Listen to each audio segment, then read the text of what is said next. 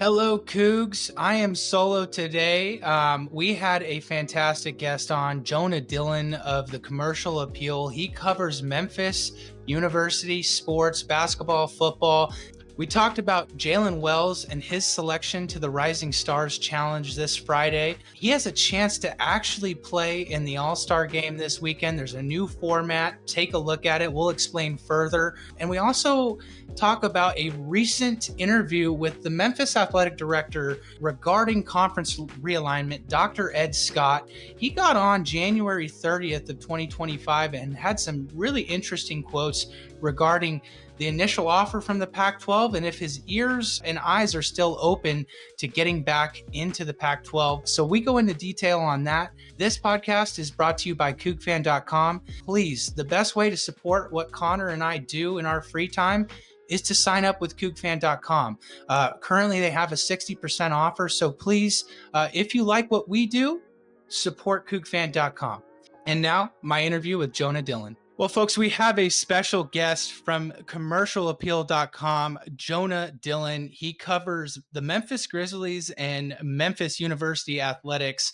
We're going to, jump into some conference realignment later on in the interview. But first off, Jaylen Wells, 39th overall pick in last year's draft. Obviously goes into summer league, just trying to continue to keep his spot on the team preseason, and then injuries kind of open up the door for Jaylen. Can you take us to like the first week where that door opened in terms of playing time for Jaylen Wells?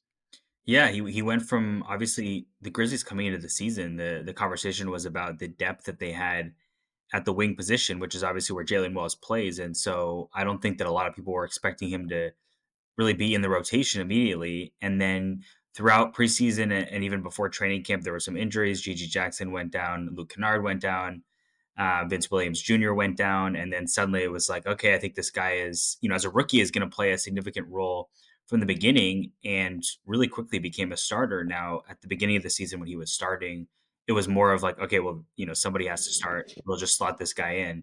And he really has been a revelation all season because he took that starting job and has really just held on to it ever since, which I don't think that anyone that you asked at the beginning of the season would have penciled him in to be the starter at the All-Star break, but that's what he's been so far. Yeah, you mentioned that after the fifth game of the season, it's now 48 straight starts, and it's almost to the point where do you even expect him to leave the starting lineup for the rest of the year? No, I mean, basically where we are now is, the Grizzlies at the trade deadline traded Marcus Smart, and even Marcus Smart and Jake LaRavia, two other people who are in that kind of rotation, or at least in the conversation at the wing position. You would have expected Marcus Smart to be the starter. That was the reason that the Grizzlies traded for Marcus Smart, was to start in that position and really to do the things that Jaylen Wells has been doing this year, right? To guard the best player on the other team and then be able to hit threes and contribute offensively kind of around the other star players. When Marcus Smart came back, even briefly, he wasn't in the starting lineup. Jaylen Wells had already taken that spot.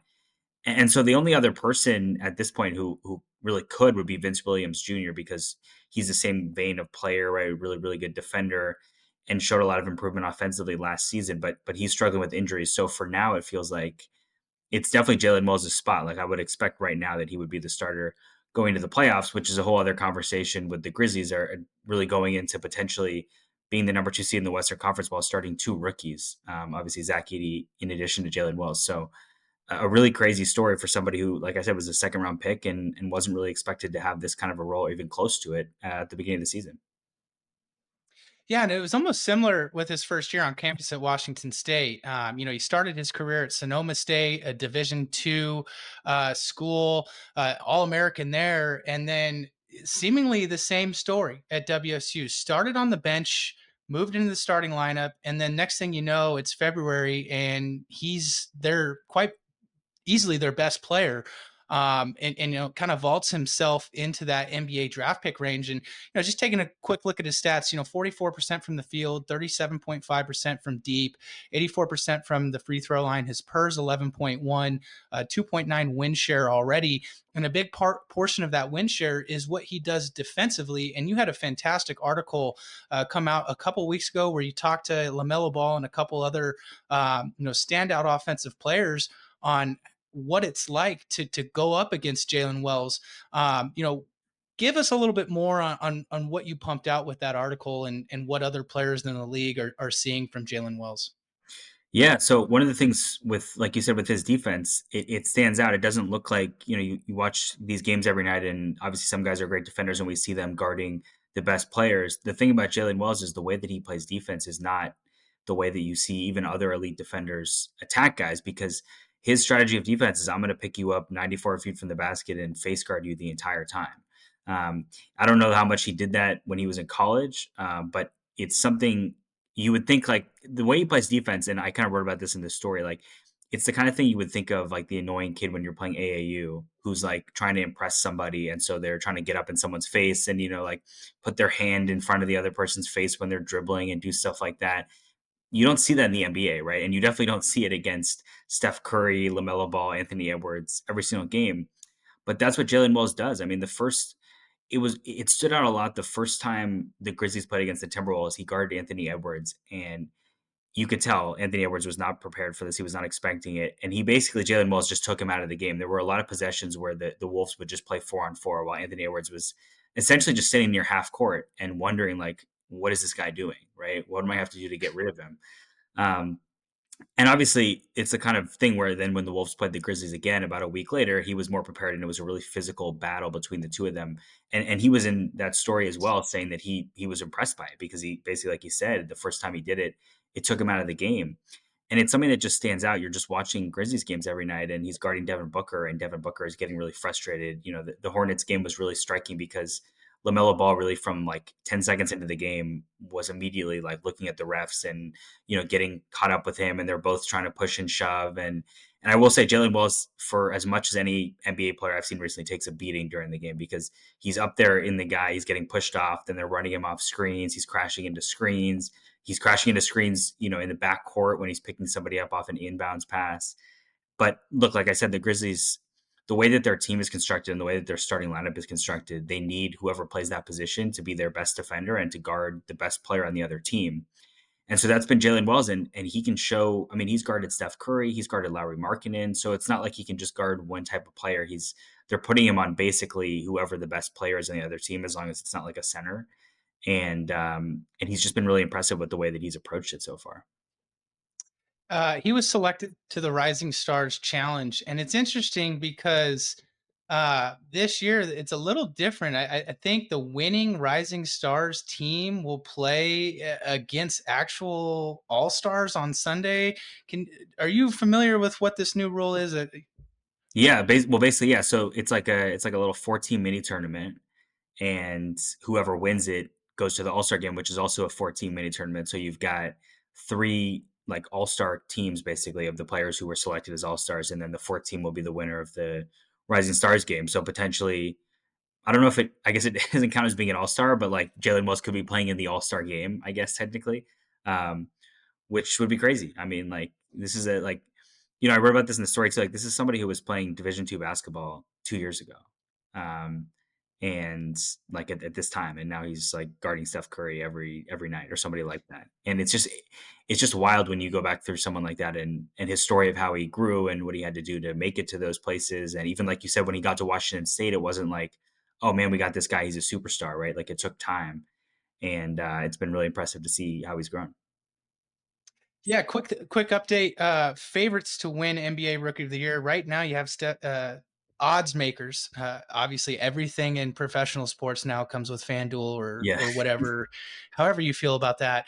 They have Stephen Castle as the early lead at plus 190, Kel'el Ware with the Heat plus 220, and then Jaylen Wells at plus 500.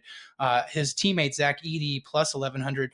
Where from an objective standpoint. Where do you see Wells right now in that race?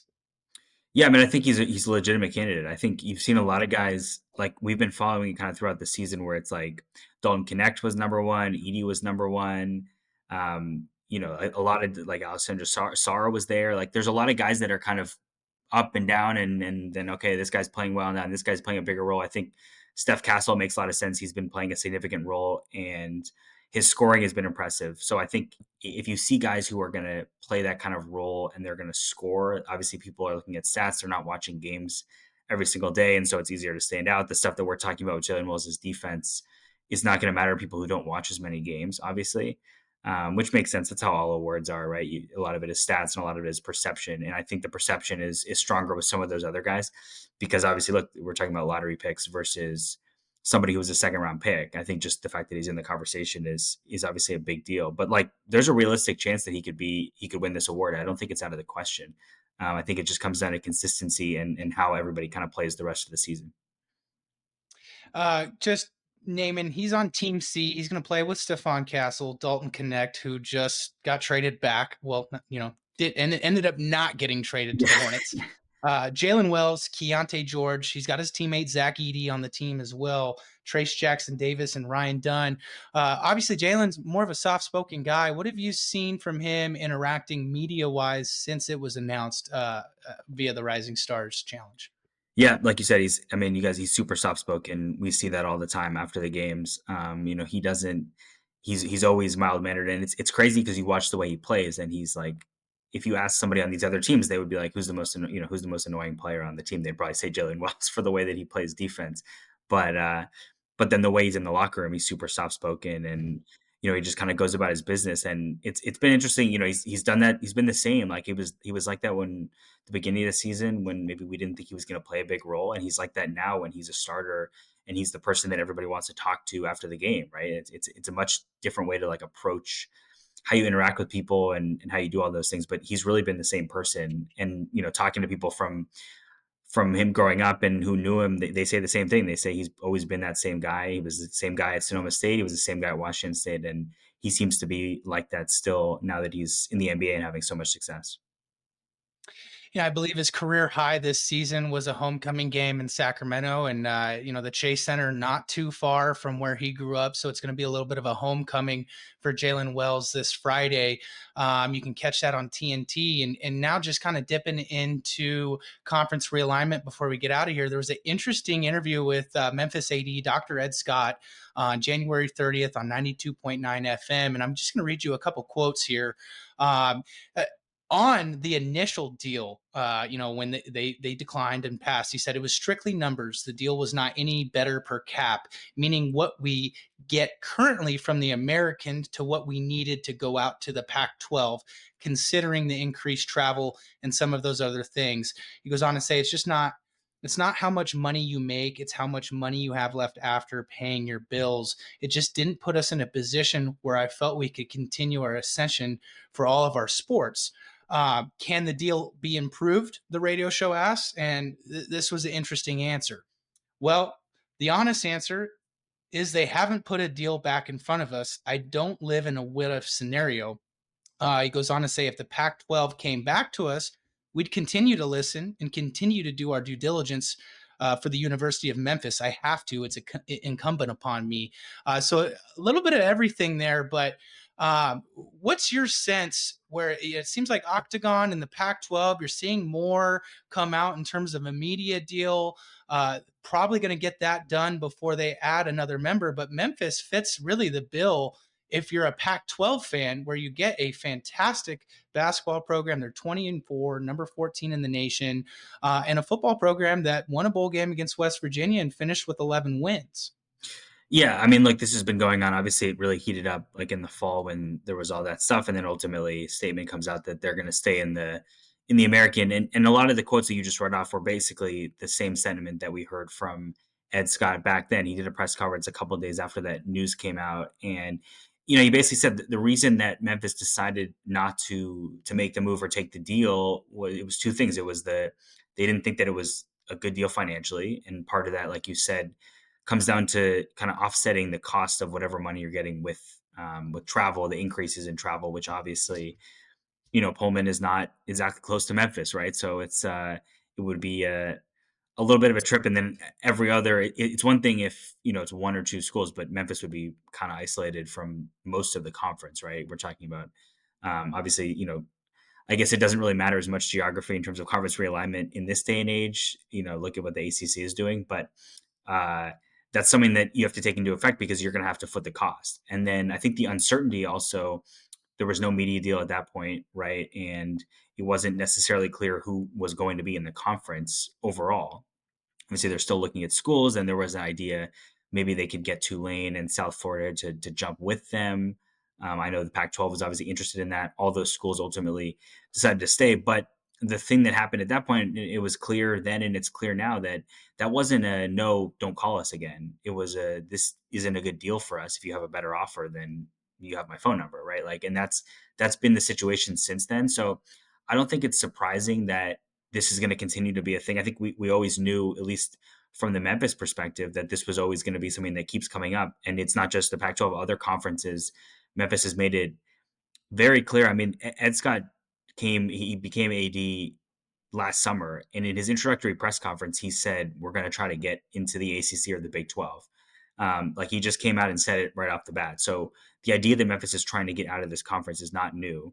He's made it clear that that was one of the things that he's focused on as a big picture thing in terms of his tenure as an athletic director here.